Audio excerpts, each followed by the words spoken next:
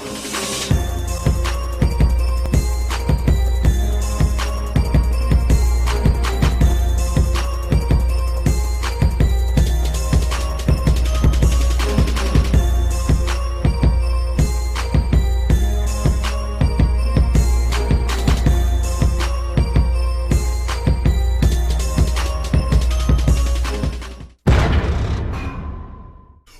to MMA Made, the best MMA show around the world. My name's Mighty. Thank you for joining me.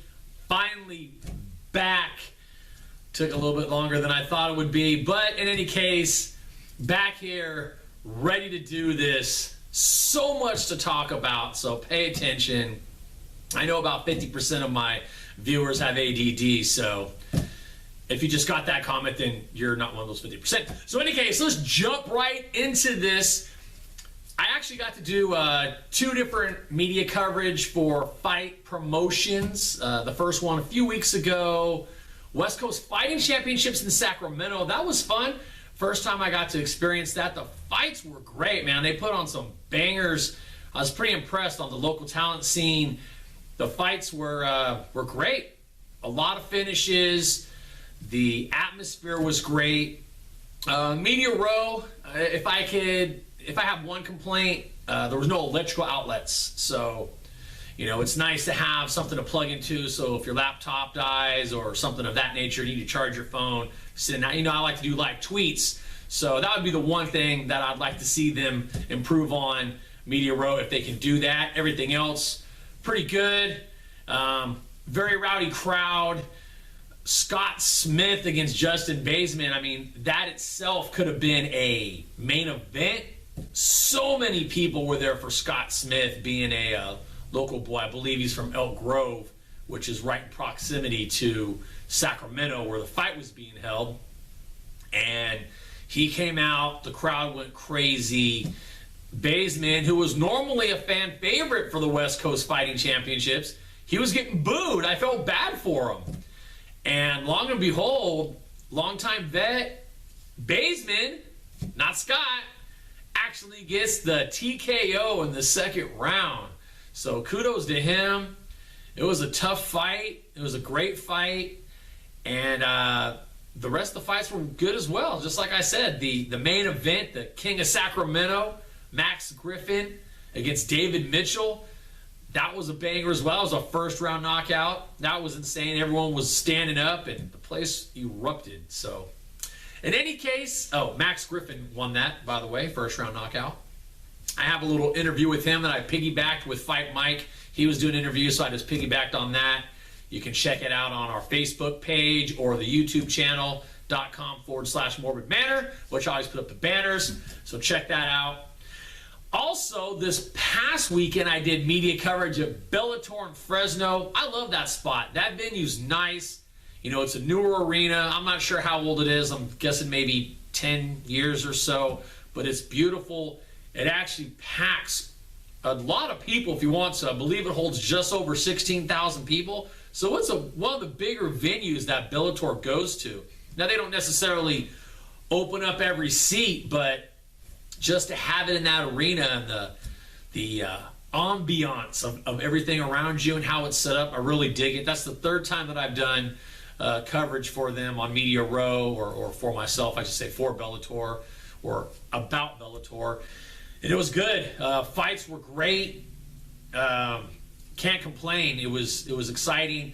Got to hang out with some familiar faces on Media Row. That's always fun. And I got to see one of my buddies that moved down to that area last summer that I haven't caught up with in a while. So that was also a good time. All right. Like I said, so much to talk about. So let's talk about all the stuff that's going on in the current MMA world right now. I mean, Carlos Condit against Robbie Lawler. I know that happened a few weeks back, but that fight was insane. Arguably, Carlos Condit won. It was a controversial decision. I thought Carlos won. I've watched it a couple times. I know there was one round that was suspect. I believe it was round number 3, or I should say in question. And in any case, it was a battle, and I really would like to see the rematch of that. I know Carlos indicated after the fight that this may be his last time in the cage. I hope that's not the case, but if it is, best wishes to him and anything that he pursues from this point on. But I really think that that fight was his to take, or his that he had. I want to see it again. It was such a good fight. As a fight fan, as a Carlos Condit fan, as a Robbie Lawler fan, I really want to see that match again. Even if it goes the same way, it was just such a battle. So in any case, Dominic Cruz came back while I was on break as well. He fought TJ Dillashaw for the title, bantamweight title. Man, I tell you what, Dominic Cruz, if that guy doesn't motivate you to do something with your life, I mean, I don't know what will. The things that he has gone through, the adversity he has gone through, and then to come back, not just to fight at the elite level against arguably the best guy in his weight class, but then to beat him. I mean, I felt he did enough. I know that it's said that you have to do enough to beat the champ, but at the same time, the champ has to do enough to keep the title, I think. And, I mean, Dominic was just slipping and dodging and diving. He was just like a greased pig ninja or something. I don't know, but that dude, man, and TJ is no slouch, and he's not slow. I'm not saying he's as fast as Mighty Mouse. Mighty Mouse, arguably the fastest in the entire UFC as far as speed goes for hands. And Dominic is just slipping punches, man. It's insane. So for him just to come back and fight at that level, but then to take the belt, wow. That's all I can say is wow. So kudos to that guy. I give him big props to come back with such injuries and then being able to do that. Even if he retired tomorrow, I don't think he has anything else to prove. He's avenged his one loss to Uriah. He came back. He won the title. He's come back from 2 major injuries. Hey, if the Uriah Faber-Cruz trilogy fight ends up happening, that's cool. I would love to see Faber beat Cruz, and not because I have anything against Cruz, because I like Cruz. But then it would potentially set up a match between Dillashaw and Faber, which Faber says he doesn't want. But come on, man, that's the money fight. And you know what? Whether or not they're boys, let's see the master versus student, the Jedi Master versus, Luke Skywalker, not Luke Skywalker, Darth Vader, Obi-Wan Kenobi. Yes, that was a Star Wars reference. Get over it. I'm a nerd.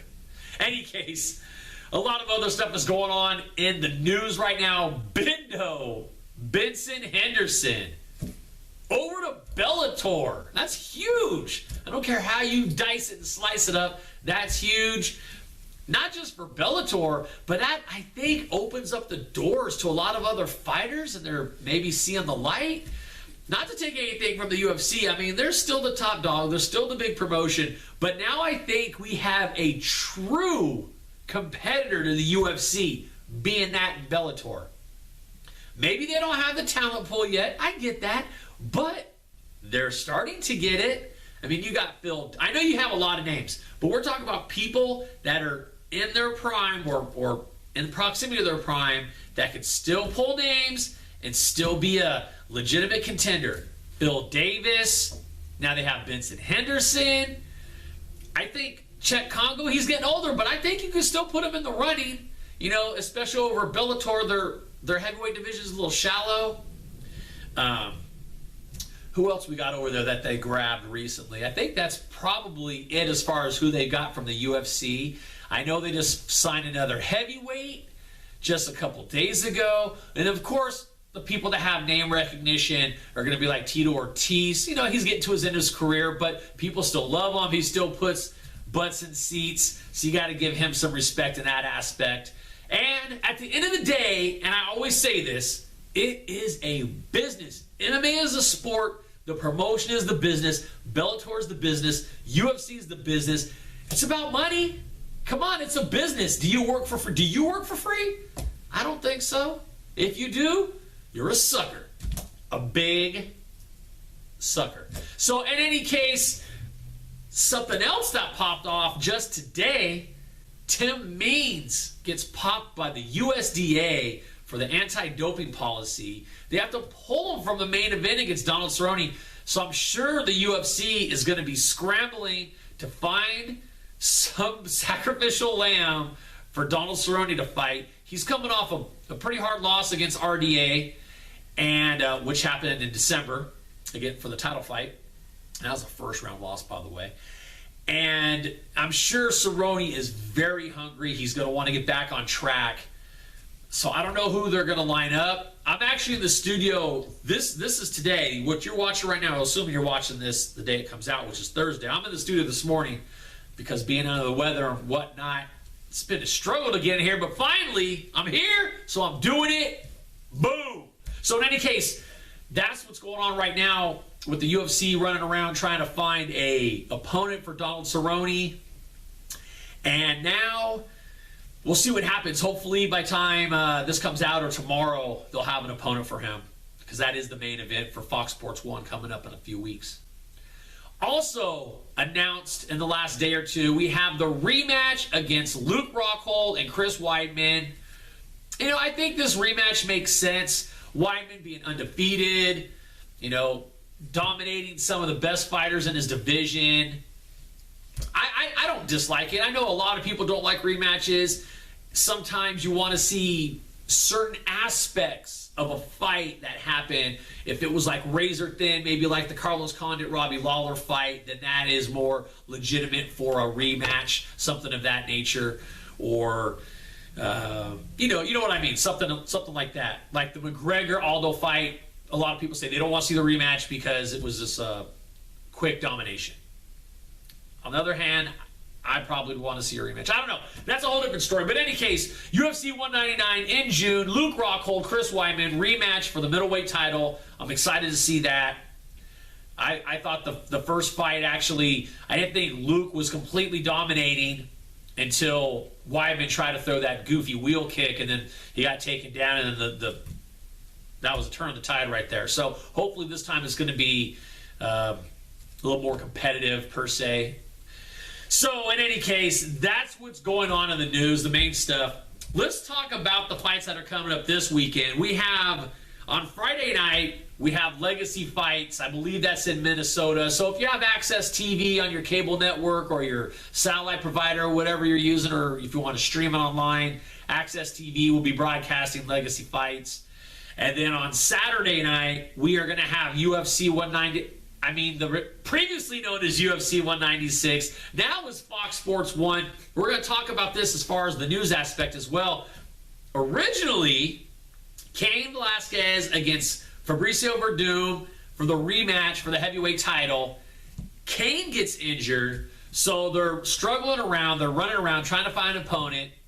They give Stipe Miocic, let him step up, fight Verdum for the title.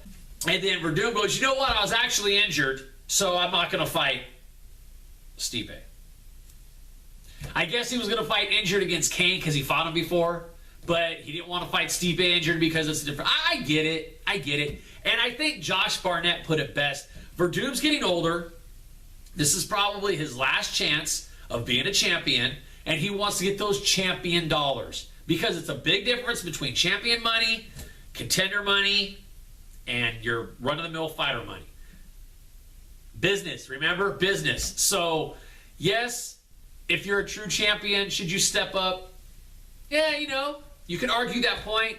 But in a financial standpoint, it makes sense. He wants to play it safe. I get it. I can't be mad at him. I get both sides of the coin. So, in any case, that main event gets scrapped as well. They don't do an interim, which I think rightfully so because it's too soon. So they actually promote Johnny Hendricks versus Stephen Wonderboy Thompson. That becomes the main event. UFC 196 name gets scrapped because now it gets shifted to Fox Sports 1 for free. So actually the fans, although we don't get one of the matches on the card, we get to see free fights. So that's kind of cool. We lose one match, but we get a free card. So in the month of February, we won't have to have any pay-per-views that we have to shill out to the UFC, to the big machine. So that's a good aspect. So I'm excited for that. Big Country against Jared Rosholt is also on that fight card. And, you know, I'm not sure how that fight's going to go. I could really see Jared Rosholt utilizing his wrestling as he's done in the past and grind out a boring win. I hope that's not the case. I hope Roy Nelson has really been training technique off his back, because he does have legitimate jiu-jitsu.